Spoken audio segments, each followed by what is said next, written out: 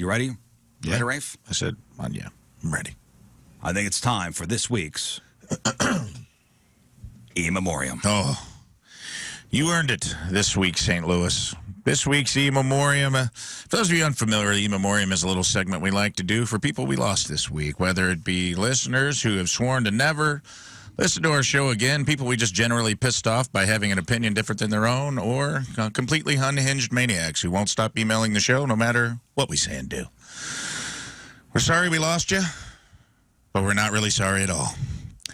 And this week's sponsor, in honor of Donnie doing 28 hours, we got a different Donnie sponsoring the show, our resident maniac, Danielle. For the first time, you sent so many cringeworthy, unintelligible, and comedically hack emails that I can't even pick out which unhinged message I want to hone in on. Your sad attempts at roasting every member of the show was the verbal equivalent of boiling hot dogs in the microwave. Maybe instead of sending 37 emails a show, use that energy to walk down to Walgreens, get whatever meds you're clearly supposed to be on filled, and try to refrain from sprinkling crack cocaine on your cereal this morning.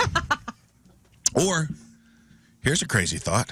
Do us all a favor and change the station forever. You're a hateful little man, Donnie.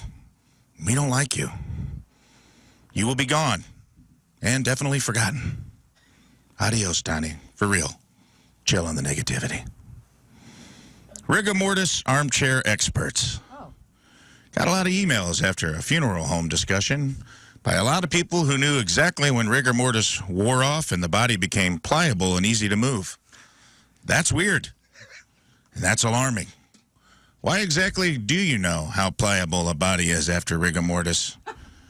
You freaky necrophiliacs? I guess we lost you. Have fun in the graveyard. Bye-bye.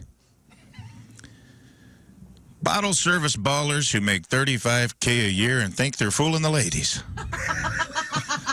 We apologize to all you ladies' men who watched Night at the Roxbury one too many times as a child.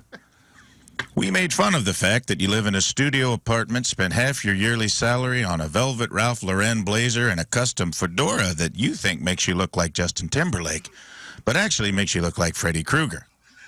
Which is appropriate because when it comes to the ladies, you're a goddamn nightmare on Washington Avenue. So we're happy to part ways, and you keep on keeping on and paying $750 for a bottle of $30 Grey Goose while you default on all your student loans. And enjoy practice negging backhanded compliments at women on Washington Avenue because you saw a guy named Mystery do it on MTV show called The Pickup Artist in 2007.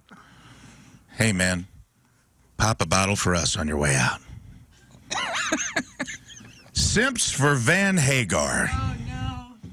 We're sorry we told you the undeniable truth that Van Halen is Van Halen because of the contributions of the one true lead singer and my spirit animal, Reverend David Lee Roth. I'll tell you all about it. Yeah, I will. We hurt the feelings of a lot of people with Salt Life stickers on their landlocked vehicles who pretend Cabo Wabo is a good tequila. Diamond Dave's tenure out-earned the Red Rockers era by over $30 million despite fronting the band for 2 fewer years. So I hate to break it to you, but without Dave, there is no Sammy. And you can be as mad as you want, and if you have to walk away, we'll miss you starting right now. Guys with big dongs. Yeah. Oh, no. Adios, yesterday's news. Your humongous dinosaur dong is officially a fossil of a bygone era. Sorry we had to break it to you, boys. It's gone the way of the dodo bird, cellular pagers, and saying cool beans to people. Your giant equipment has been retired, making way for a more reasonable, streamlined, more aerodynamic model of penis that we champion here on the Riz Show. It's our time now. Your time is done. So go off into the woods and bury that giant dong in the knothole of a tree if you have to. But it's over for you. While we're on the subject, uncircumcised emo boys. We struck quite a nerve this week with a few of our listeners with uncut gems when our resident president of positivity, Moon Valjean, referred to your well-insulated pipe as a snapping turtle. We're sorry that those extra couple inches of skin make your hog look like the underground monster from the Kevin Bacon cult classic movie Tremors. Killing Donnie. That might break me. We did not take into consideration that your flaccid wang could be mistaken for an organic sweet potato that rolled off the pile at a farmer's market and got stomped on the way out by heavy foot traffic and then attached to your body by a mad scientist. Our bad. Sorry to lose you. So roll that little pig in a blanket up, tuck it back, and don't let the door hit you in the ass on the way out. Guy's named Jared. Oh, no.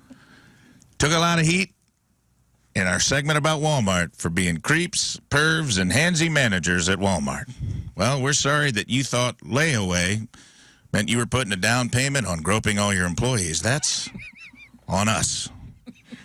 But hey, at least you've always got Subways, Jared, out there doing the Lord's work for you. So, Jared, my apologies if you're a good man, and if you gotta go, you gotta go. But keep your hands to yourself on the way out the door.